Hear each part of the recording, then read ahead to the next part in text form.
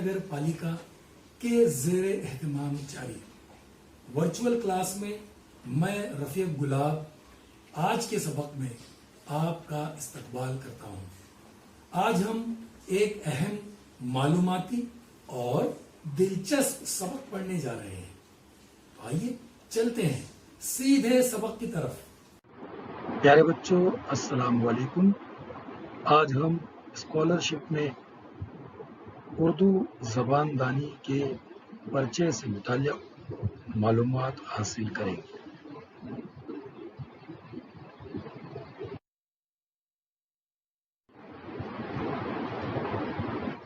प्यारे बच्चों, स्कॉलरशिप इम्तहान में पर्चा इस तरह से आता है और उसमें set A B C D जो भी आपके हिस्से में आ जाए उसको आपको हल करना होता है।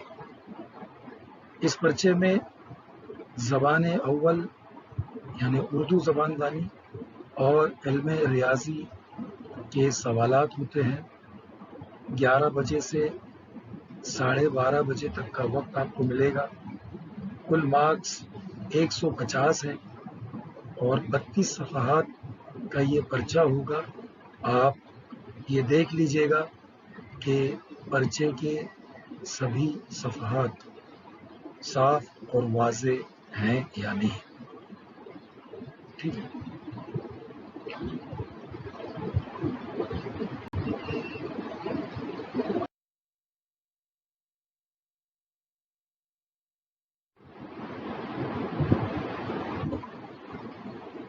कुछ हिदायत पर्चे पर दी हुई होंगी।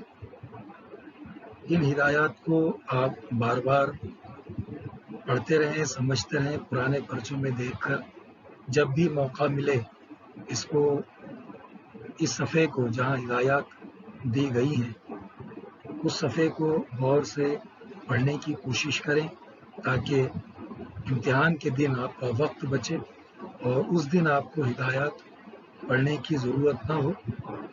आज हम सबसे पहले पर्चे में दी गई हिदायत पर गौर करेंगे। नंबर 1, इस सवालिया पर्चे के 2 हिस्से हैं। हिस्सा 1 में ज़बान अव्वल यानी उर्दू के लिए 25 सवालात हैं। हिस्सा 2 में इल्म रियाजी के लिए 50 सवालात हैं। इस तरह सवालिया पर्चे में कुल 75 सवालात हैं। हर सवाल को हल करना ज़रूरी है। नंबर 2, हर सवाल के 2 नंबरात हैं। नंबर 3, सवालिया पर्चा हल करने के लिए कुल 90 मिनट का वक्त दिया जाएगा।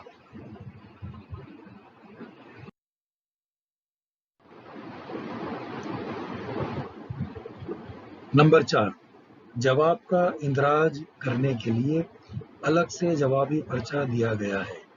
हर सवाल नंबर के सामने 4 मुतबादिलात के लिए तरतीबवार 4 दायरे दिए गए हैं।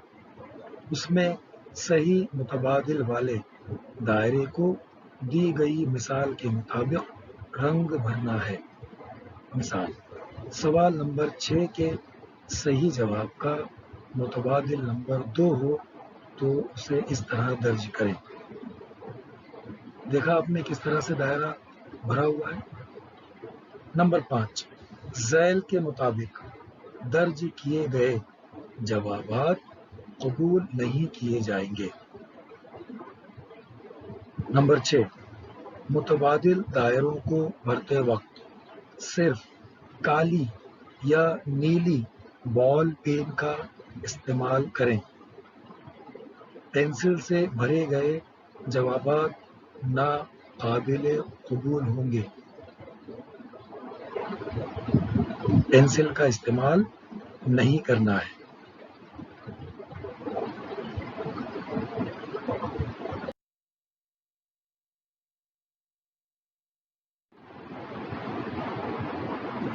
नंबर 7, एक बार दर्ज किया हुआ जवाब تبدیل نہیں کیا جا سکے گا۔ نمبر 8، سوالیہ پرچے میں زیادہ سے زیادہ 20% سوالات کے 4 متبادل میں سے 2 متبادل صحیح ہوں گے۔ وہ دونوں متبادل درج کرنا لازمی ہے۔ ایسے سوالات کے سامنے 2 صحیح متبادل پہچانیے، اس طرح کی ہدایت دی ہوئی ہوگی۔ نمبر 9، 2 صحیح متبادل پہچانیے۔ ایسی ہدایت کے علاوہ دیگر سوالات کے لیے 1 سے زائد دائرے درج کرنے پر جوابات ناقابل قبول ہوں گے۔ نمبر 10، سوالیہ پرچے میں ہر ایک صفحے کے نچلی جانب رف کام کے لیے جگہ مہیا کی گئی ہے، اسی جگہ پر رف کام کیا جائے۔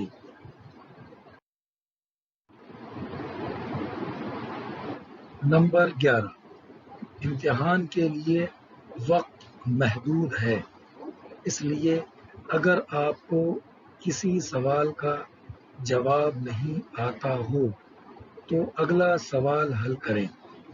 آخر میں وقت بچنے پر بقیہ سوالات حل کرنے کی کوشش کریں۔ نمبر 12، اگر کسی سوال میں خامی یا غلطی ہو تو اس کی پوچھ تاچھ سپروائزر یا سینٹر انچارج سے نہ کریں۔ نمبر 13، سوال میں کوئی خامی یا غلطی یا اعتراض ہو تو اس کی تحریری شکایت کسی سرپرست یا اسکول یا ایجوکیشن آفیسر کو نہ بھیجتے ہوئے براہ راست پریکشا پریشد کے نام راست ڈاک یا ای میل کے ذریعے روانہ کریں۔ اور یہ کام آپ کو کرنا نہیں ہوگا۔ اگر آپ کو کوئی خامی یا غلطی نظر آئے تو ڈرنے کی ضرورت نہیں ہے، آپ صرف اس غلطی کو اپنے اسکول میں بتا دیں، اپنے پیرنٹس کو بتا دیں، تو اسکول کے ذریعے یہ شکایت تحریری طور پر کی جاتی ہے اس ادارے کو جو اسکالرشپ امتحان کا انعقاد کرتا ہے۔ تو آپ کو پریشان ہونے کی ضرورت نہیں ہے۔ کوئی غلطی یا خامی نظر آئے تو کسی کو بتانے کی ضرورت نہیں ہے، آپ اگلا سوال حل کریں۔ اور کوئی بھی سوال 75 کے 75 سوالات ہم کو حل کرنے ہیں، کوئی خامی کوئی غلطی کچھ بھی نظر آئے تو بھی آپ کو جو جواب صحیح لگتا ہے اس کا دائرہ جوابی پرچے میں آپ ضرور بھریں۔ ٹھیک ہے، آگے بڑھتے ہیں۔ خامی، غلطی یا اعتراض سے متعلق تحریری شکایت روانہ کرنے کی مدت پریکشا پریشد کی ویب سائٹ پر عارضی جوابات شائع کرنے کے 10 دنوں تک رہے گی۔ دی گئی مدت کے آخری دن تک وصول ہونے والی تحریری شکایتوں پر ہی غور کیا جائے گا۔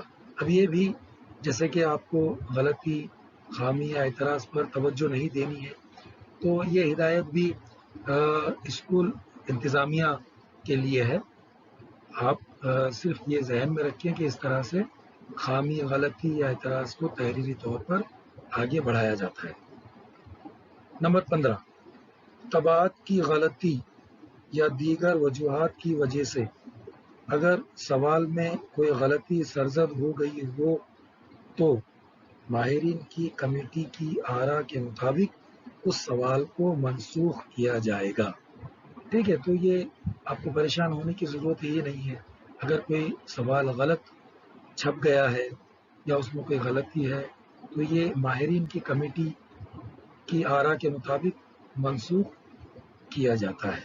ٹھیک ہے، آپ کو صرف اور صرف اس بات کو ذہن میں رکھنا ہے کہ سوال نمبر 1 سے سوال نمبر 75 تک آپ کو تمام سوالوں کے جوابی پرچے میں جو آپ کو صحیح متبادل لگتا ہے وہاں آپ کو دائرہ بھرنا ہے. ٹھیک ہے بیٹا. اب ہم ایک پرچہ حل کریں گے. یہ پرچہ گزشتہ برسوں میں کبھی آیا تھا. اوریجنل اصل پرچہ ہے یہ. سوال نمبر 1 تا 3 ذیل میں دی گئی عبارت کا بغور مطالعہ کیجیے اور اس کے نیچے دیے گئے سوالات کے صحیح جواب متبادل میں سے تلاش کیجیے. آئیے میں عبارت پڑھ رہا ہوں, آپ توجہ سے سماعت فرمائیے. سائنس کو انسانی قدروں سے کوئی خاص سروکار نہیں.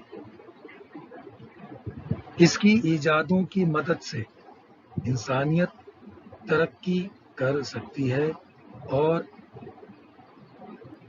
انہی سے انسانیت تباہ و برباد بھی ہو سکتی ہے. آج کے خونی مناظر کے تصور سے دل بے اختیار ہو کر کہہ اٹھتا ہے, کاش سائنس نے یہ ترقیاں نہ کی ہوتی.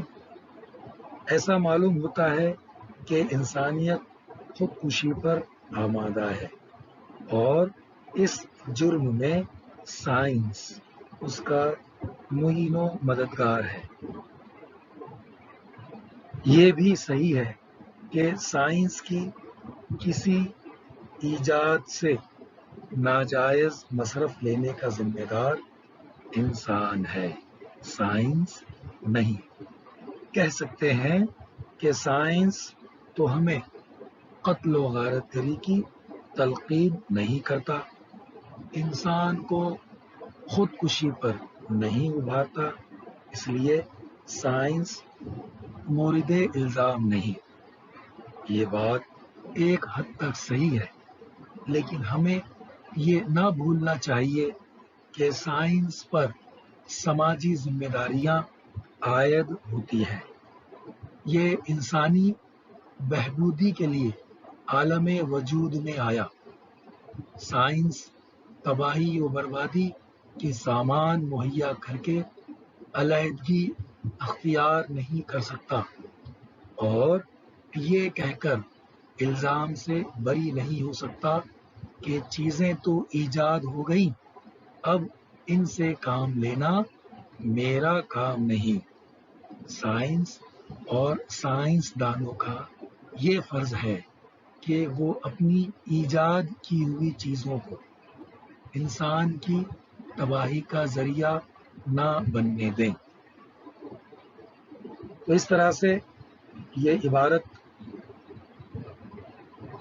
ہوتی ہے سوال نمبر 1 تا 3 کے لیے. آپ کو بہت تیزی سے صحیح اور بغور اس کو پڑھنا ہوتا ہے امتحان کے دوران, اور آپ کو 1 تا 3 نمبر کے سوالوں کے جوابی پرچے میں درج کرنے ہوتے ہیں. آئیے اب ہم اس عبارت سے متعلق جو سوالات ہیں ان کو حل کرتے ہیں.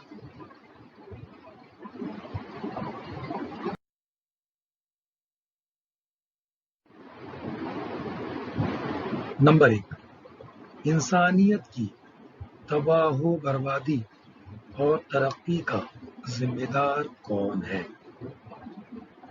سوال نمبر 1, انسانیت کی تباہ و بربادی اور ترقی کا ذمہ دار کون ہے؟ نمبر 1, انسانی قدریں. نمبر 2, سائنسدان. نمبر 3, خود انسان. نمبر 4, سائنسی ایجادات. اس طرح سے 4 متبادل دیے جائیں گے اور آپ کو جوابی پرچے میں اس میں سے جو صحیح ہے اس کا جواب لکھنا ہے. جوابی پرچے میں 4 دائرے ہوں گے. اس طرح سے سوال نمبر 1 کے آگے 4 دائرے ہوں گے. تو عبارت آپ نے سنی، جواب بھی یقیناً آپ کو معلوم ہوگا. آئیے اب ہم دیکھتے ہیں سوال نمبر 1 کا جواب کیا ہے. نمبر 4، جوابی پرچے میں آپ کو نمبر 4 کا دائرہ اس طرح سے بھرنا ہوگا. ٹھیک ہے.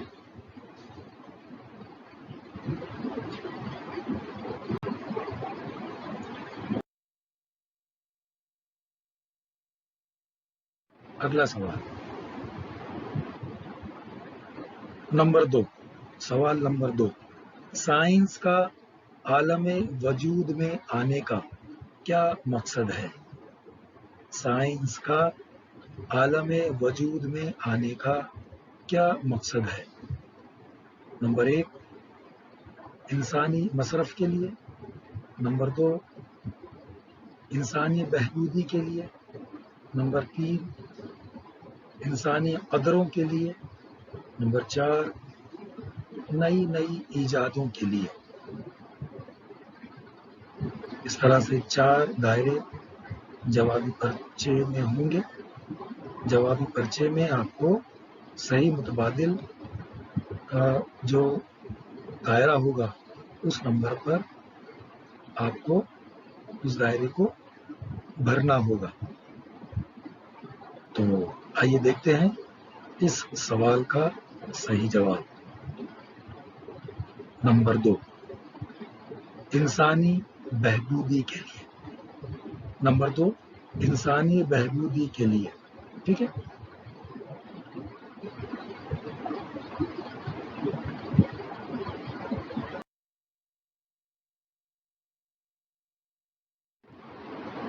نمبر 3، سائنس اور سائنسدانوں کا کیا فرض ہے؟ نمبر 3، سائنس اور سائنسدانوں کا کیا فرض ہے؟ نمبر 1، وہ اپنی ایجاد کی ہوئی چیزوں کو انسانیت کی تباہی کا ذریعہ نہ بننے دیں. نمبر 1، وہ اپنی ایجاد کی ہوئی چیزوں کو انسانیت کی تباہی کا ذریعہ نہ بننے دیں. نمبر 2، وہ اپنی ایجاد کی ہوئی چیزوں کو انسانیت کی تباہی کا ذریعہ بنا دیں. نمبر 3، وہ اپنی ایجاد کی ہوئی چیزوں کو خود تک محدود رکھیں. نمبر 4، وہ اپنی ایجاد کی ہوئی چیزوں کو مفت میں تقسیم کریں.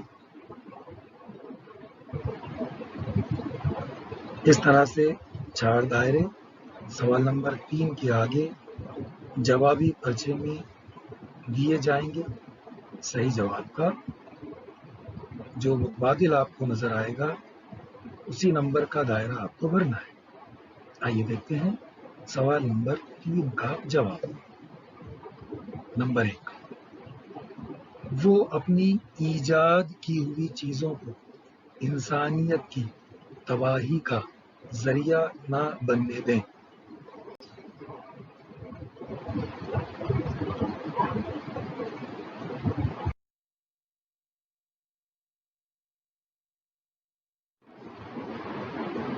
سوال نمبر 4 کا 6، مندرجہ ذیل نظم کو پڑھ کر اس کے نیچے دیے ہوئے سوالوں کے جوابات دیجیے.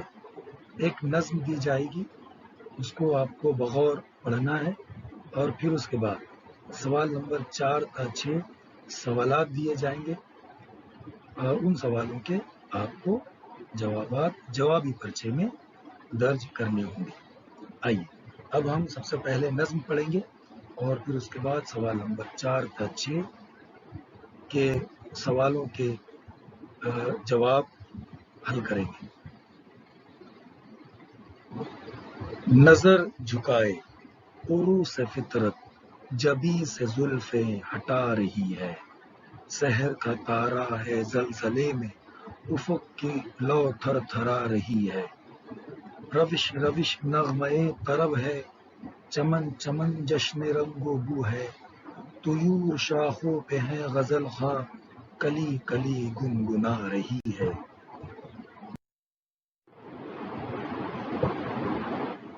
ستارے صبح کی رسیلی جھپکتی آنکھوں میں ہے فسانے، ستارے صبح کی رسیلی جھپکتی آنکھوں میں ہیں فسانے، نگار مہتاب کی نشیلی نگاہ جادو جگا رہی ہے، طیور بزم سحر کے مطرب لچکتی شاخوں پہ گا رہے ہیں، نسیم فردوس کی سہیلی گلوں کو جھولا جھلا رہی ہے،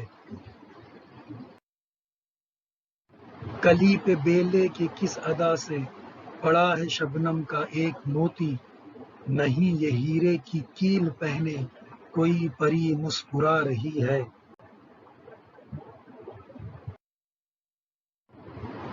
تو اس طرح سے اس نظم کو آپ کو بغور پڑھنا ہے، اور پھر اس کے بعد سوال نمبر 4 سے 6 تک کے سوالوں کے جواب جوابی پرچے میں درج کرنے ہیں۔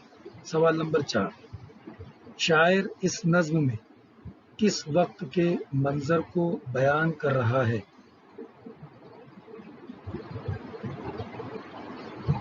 نمبر 1 رات، نمبر 2 صبح، نمبر 3 دوپہر، نمبر 4 شام۔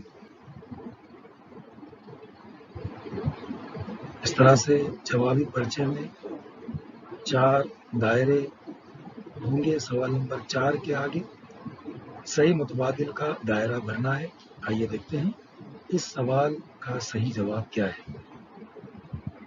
نمبر 2 صبح، نمبر 2 صبح۔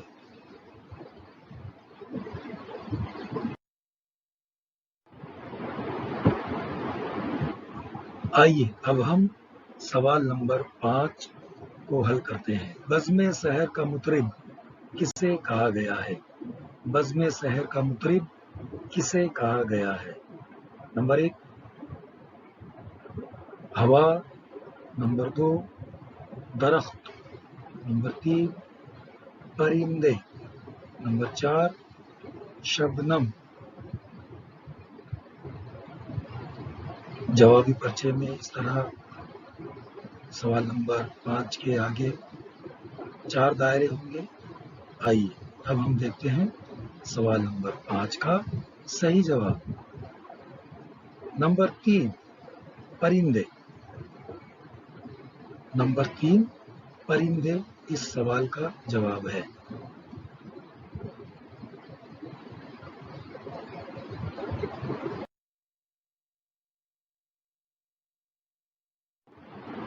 آئیے اب ہم سوال نمبر 6، دی گئی نظم میں سے چاند کا ہم معنی لفظ تلاش کیجیے، اس سوال کا جواب معلوم کرتے ہیں۔ سب سے پہلے 4 متبادل۔